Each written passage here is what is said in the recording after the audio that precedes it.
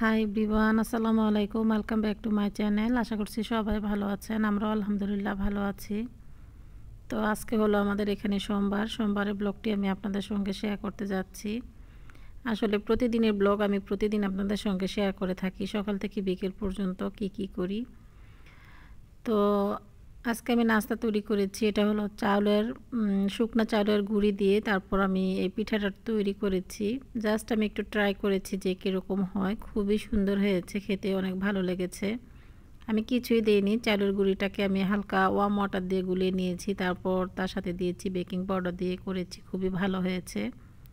তো বাচ্চারা এখন স্কুলে যাবে, ওদেরকে সকালে নাস্তাটা রেডি করে দিচ্ছি। আজকে আমি এখানে ম্যাকারনি রান্না করেছি, তো ওদেরকে খাবারটা দিব আর সাথে টিফিন দিয়ে দিব স্কুলের। আজকে এমনি তো একটু লেট হয়ে গিয়েছে, সবসময় সকালবেলাটা একটু লেট হয়ে যায় আমার। তো এখন বাচ্চাদেরকে খাবারটা রেডি করে দিচ্ছি।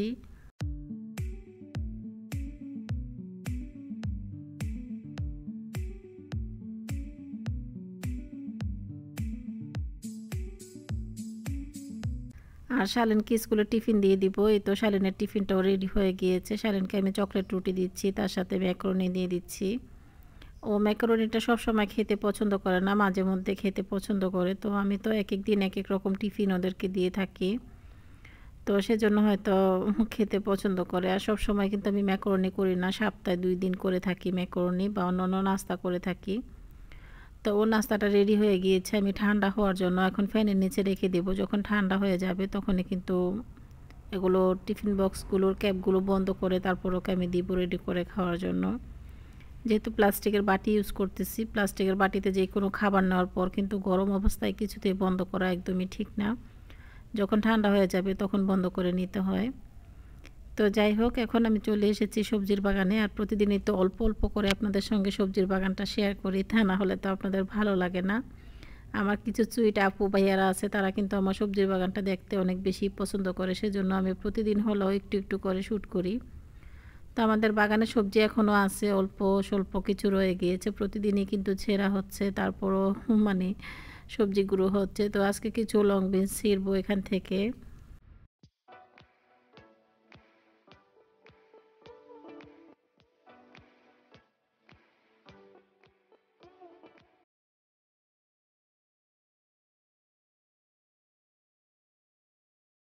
গতকালকেও আমি ব্লগে দেখিয়েছিলাম অবশ্য যে অনেক সবজি হয়ে আছে, ওর আব্বু মাঝে মধ্যে ছিঁড়ে ফেলে আমাকে না জানিয়ে। আর আমি তখনই ওর আব্বুর সঙ্গে রাগ হয়ে যায় যে তুমি কেন সবজিগুলো ছিঁড়ে নিচ্ছ, আমি ছিঁড়বো সবজি, মানে সবজি ছিঁড়তে আমার কাছে খুবই ভালো লাগে।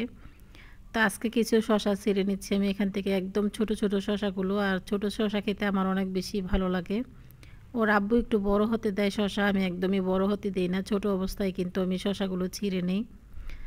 আর এই তো দেখতেই পাচ্ছেন আমি এখন শশাগুলো ছিঁড়ে নিচ্ছি।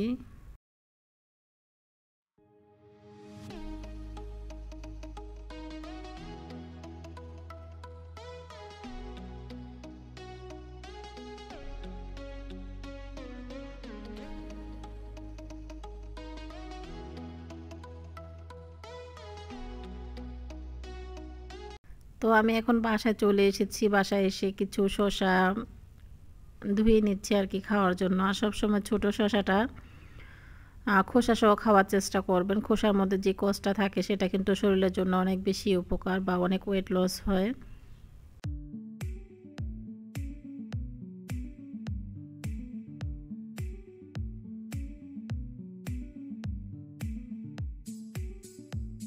তো আমি 2টা শসা এখন ধুয়ে নিয়েছি খাওয়ার জন্য। সবসময় যে শসাটা ছোট থাকে সেই শসাটার খোসা আমি ফেলে দিই না, স্কিন সহই খেয়ে নেই। খুবই ভালো লাগে শসা খেতে। তো এখন আমি শসা খেয়ে নিচ্ছি আর আপনাদের সঙ্গে একটু শেয়ার করতেছি। আমি জানি অনেক আপুরাই বলবে যে আপু তোমার শসা খাওয়া দেখে আমাদেরও খেতে ইচ্ছে করছে। আসলে কিছু করার নেই যে আমি কিভাবে তোমাদেরকে দিব শসাগুলো। আসলে আমার অনেক ইচ্ছে করে যখন আপুরা বলে যে আপু তোমার বাগানে সবজি দেখে খেতে ইচ্ছে করে, তখন আমারও মনে চায় যে তোমাদের জন্য শসা পাঠিয়ে দিই। তো আমি আজকে এখানে কিছু ম্যাকারনি নিয়েছি, সাথে শসা। আর নুডলস বা ম্যাকারনির সঙ্গে শসা খেতে কিন্তু অনেক বেশি ভালো লাগে। তো আমি নাস্তাটা খেয়ে এখন চলে এসেছি কিচেনে। এখানে কিছু মিষ্টি কুমড়াটা রেডিমেড ওর আব্বু কিনে নিয়ে এসেছে বাজার থেকে। তো সেটাকে আমি ছোট ছোট টুকরা করে নিব, একটু বড় বড় পিসগুলো ছোট টুকরা করে কেটে আজকে মিষ্টি কুমড়া দিয়ে চিংড়ি মাছ রান্না করব আর গরুর মাংসর ঝোল কারি করব।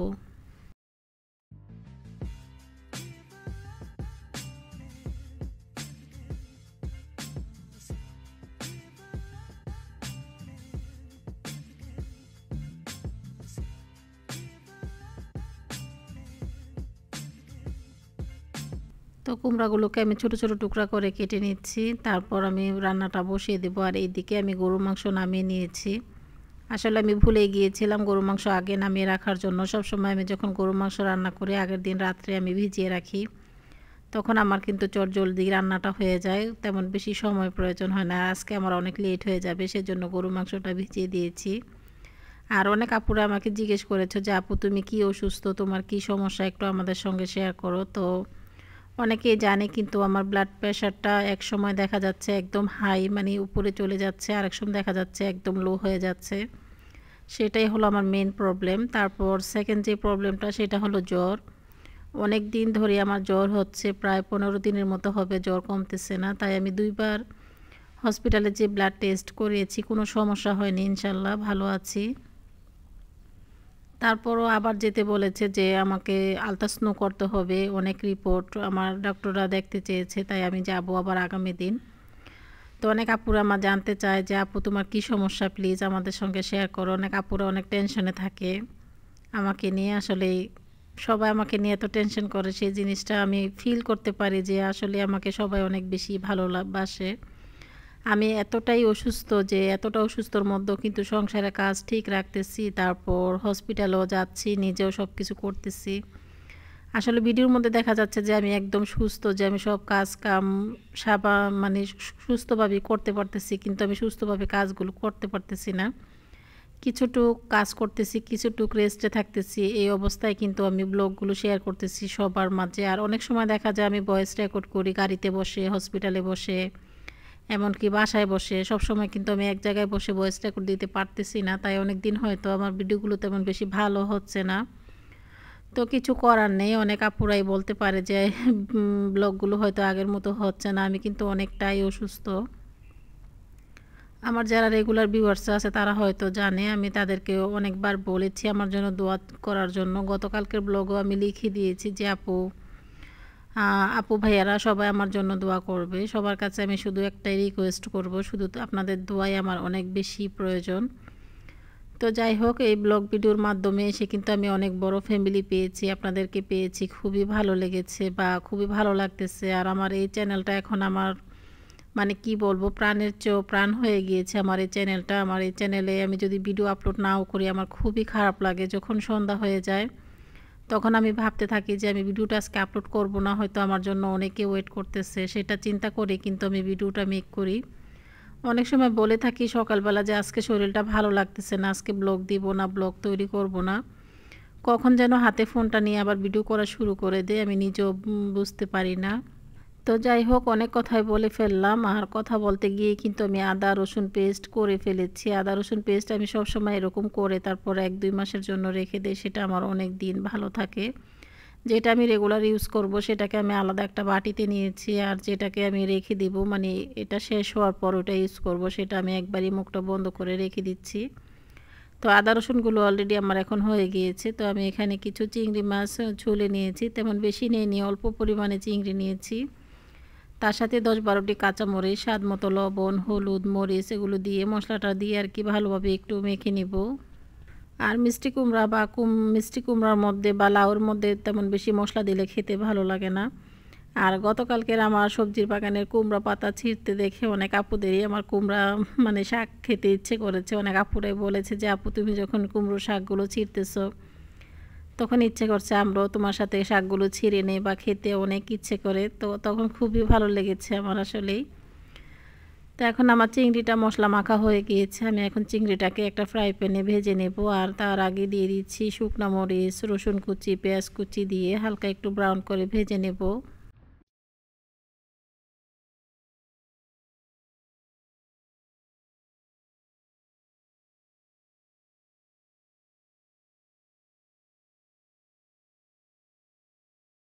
তো এখন আমার পেঁয়াজ আর রসুনটা হালকা একটু ব্রাউন করে ভাজা হয়ে গিয়েছে, তার সাথে আমি চিংড়ি মাছগুলো দিয়ে জাস্ট একটু নেড়ে চেড়ে মাছটাকে খুব ভালোভাবে কষিয়ে নেব।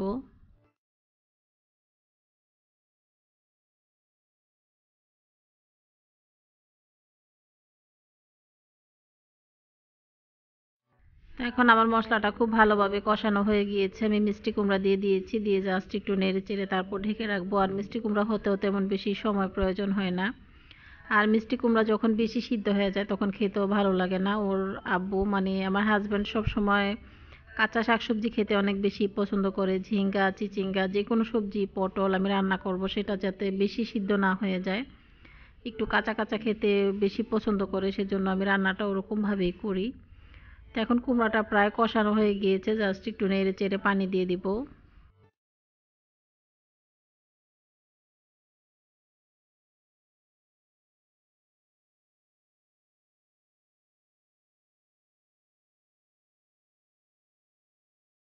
আর ইদানিং ঝটপট রান্না করার চেষ্টা করি, যখন তখন যাতে রান্নাটা হয়ে যায়। চুলার কাছে তেমন বেশি দাঁড়িয়ে থাকা যাচ্ছে না, আমি একদমই চুলার কাছে দাঁড়িয়ে থাকতে পারতেছি না।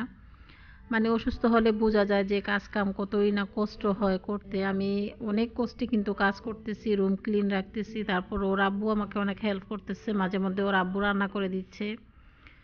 তারপরেও তো মানে ছেলে মানুষরা তো আর মেয়েদের মতো এত সুন্দরভাবে গুছিয়ে কাজ করতে পারবে না, একটা করতে গিয়ে আরেকটা করে ফেলে, আরেকটা করতে গিয়ে আরেকটা করে ফেলে, এত বেশি সুন্দর হয় না।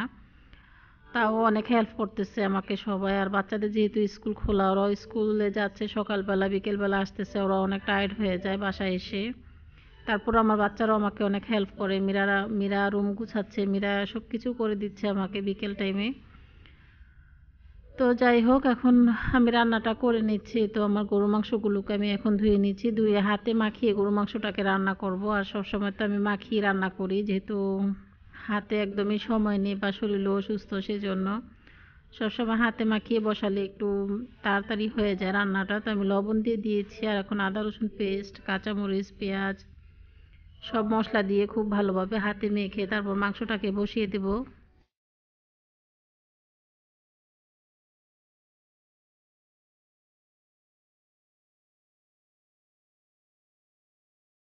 আর এখন দিয়ে দিচ্ছি গরম মশলা, তেজপাতা, লং, দারচিনি, তার সাথে দিয়ে দিলাম হলুদ, লবণ, মরিচ, ধনিয়ার পাউডার, জিরার পাউডার, গরম মশলা, আর দিয়ে দিচ্ছি সয়াবিন তেল। সবগুলো মশলা দিয়ে তারপর ভালোভাবে হাত দিয়ে মাখিয়ে আমি মাংসটাকে বসিয়ে দেব। আর অনেক আপুরা অনেক দিন হয়তো আমার সঙ্গে রাগ করে ফেলেছে, তাদের নাম বলার জন্য বলেছিল। আসলে কিন্তু নাম বলি বলি করে আর বলা হয় না, তো যে কোনো একদিন আমি নাম বলে দিব। এই 2-3 দিনের মধ্যে অনেকেই আমাকে কমেন্ট লিখবে আপুরা, তাহলে আমি কিন্তু এগুলো তোমাদের নামগুলো লিস্ট করে তারপর রেখে দেব খাতার মধ্যে। তো যে কোনো একদিন আমি বলার চেষ্টা করব, আসলে সময় পাচ্ছি না, আর যেহেতু আমি অনেক অসুস্থ। আর আমার অনেক ব্লগার আপুরা আছে, তাদের ভিডিওগুলো আমি দেখতে পারতেছি না অসুস্থতার কারণে। আমি জাস্ট ব্লগটা শেয়ার করতেছি সবার সঙ্গে, তারপর কমেন্টগুলো ঠিকমতো দেখতে পারতেছি না। অনেক আপুরা হয়তো বুঝতে পারবে যে হয়তো আমার চ্যানেলে এখন আসে না বা ভিডিওগুলো দেখে না, কার কী মন্তব্য সেটা বুঝতেছি না। তো যাই হোক, এখন আমার মাংসটা বসানো হয়ে গিয়েছে। লাস্টে আমি কিছু দারচিনি দিয়ে দিয়েছি, প্রথমে আমি কম দিয়েছিলাম, লাস্টে আরও কয়েকটা দিয়ে দিয়েছি। আর সাথে আমি বাদাম পেস্ট দিয়েছি, অবশ্য কাজু বাদাম দিয়েছি। কাজু বাদাম পেস্ট দিয়ে মাংস রান্না করলে খেতে ভালো লাগে, আর ফ্লেভারটা অন্যরকম আসে। আর এখনকার ব্লগগুলো আমি তেমন বেশি বড় করছি না, কারণ আমি বড় করতে গেলেই অনেক সময় প্রয়োজন হচ্ছে, সেজন্য কিছুদিনের মধ্যে আমি ব্লগগুলো বড় করার চেষ্টা করব। অনেক আপুরাই বলে থাকে, আপু ব্লগগুলো বড় করো, তোমার ব্লগগুলো দেখতে ভালো লাগে। তো ইনশাল্লাহ ব্লগগুলো আগামীতে বড় করার চেষ্টা করব। তো আজকের ব্লগটা অনেক ছোট করেছি। তো আমার টোটালি এখন কিন্তু মাংসটা রান্না হয়ে গিয়েছে। লাস্টে আমি গরম মশলা দিয়ে দিচ্ছি 1/2 টেবিল স্পুন পরিমাণ, দিয়ে জাস্ট একটু নেড়ে চেড়ে চুলাটাকে অফ করে দিব। তো এখন আমার টোটালি রান্নাটা হয়ে গিয়েছে। আমার গতকালকের কিছু কচুর কারি রয়ে গিয়েছে, গরুর মাংসটাও ভুনা হয়ে গিয়েছে চিংড়ি দিয়ে, তারপর মিষ্টি কুমড়া রান্না করেছি। এগুলোই হবে আজকে আমাদের দুপুরের লাঞ্চ। তো আশা করছি আজকের ব্লগটি সবার ভালো লেগেছে। সবাই ভালো থাকবেন, সুস্থ থাকবেন, আর আমাদের জন্য দোয়া করবেন। আল্লাহ হাফেজ।